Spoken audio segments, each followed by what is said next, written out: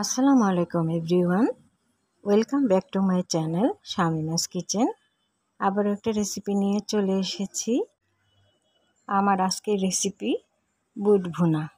এটা সাধারণত আমরা রোজার সময় ইফতারিতে খেয়ে থাকি। বিকালের নাস্তা হিসেবে খেতেও খুব অসাধারণ লাগে। এখানে আমি 250 গ্রাম পরিমাণে বুট নিয়ে নিয়েছি। বুটগুলোকে সারা রাত ভিজিয়ে রেখে খুব ভালোভাবে সিদ্ধ করে নিয়েছি। এবারে চুলায় একটা কড়াই বসিয়ে দিয়েছি। তার মধ্যে দিয়ে দিলাম 2 টেবিল চামচ পরিমাণে রেগুলার রান্নার তেল, হাফ কাপ পেঁয়াজ কুচি দিয়ে দিলাম। পেঁয়াজটাকে একটু ভেজে নিব। এবার এর মধ্যে দিয়ে দিচ্ছি দারচিনি, এলাচ আর তেজপাতা। হালকা ভেজে নিয়েছি। সামান্য পরিমাণে পানি দিয়ে দিলাম।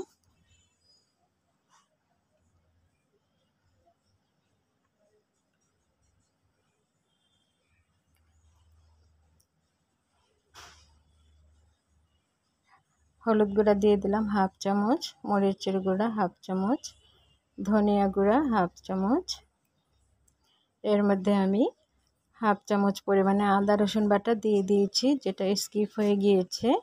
আরও দিয়ে দিলাম একটা ছোট টমেটো কুচি, একটা মাঝারি সাইজের আলু ছোট ছোট টুকরো করে দিয়ে দিয়েছি। খুব ভালোভাবে কষিয়ে নেব। কষিয়ে নেওয়ার জন্য সামান্য পরিমাণে পানি দিয়ে দিয়েছি।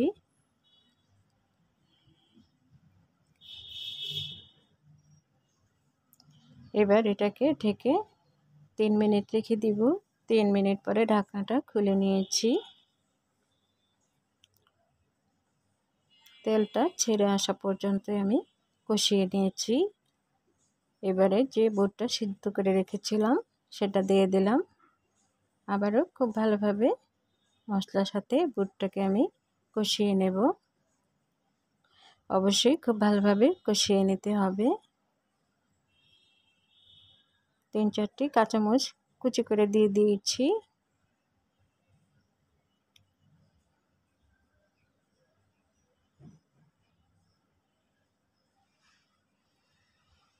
পানি দিয়ে দিলাম আমি 1 কাপ পরিমাণে।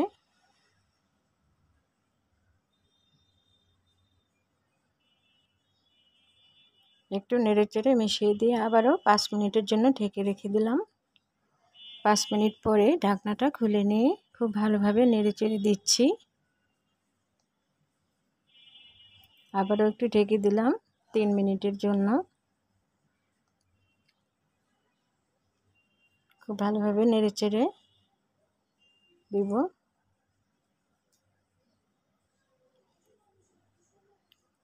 মশলার মধ্যে যে ঝোলটা ছিল খুব ভালোভাবে শুকিয়ে নিতে হবে। হয়ে গেল আমার বুট ভুনা রেসিপি। আজ এই পর্যন্তই। আবারও ফিরে আসবো নতুন কোনো রেসিপি নিয়ে। সবাই খুব ভালো থাকবেন। আল্লাহ হাফেজ।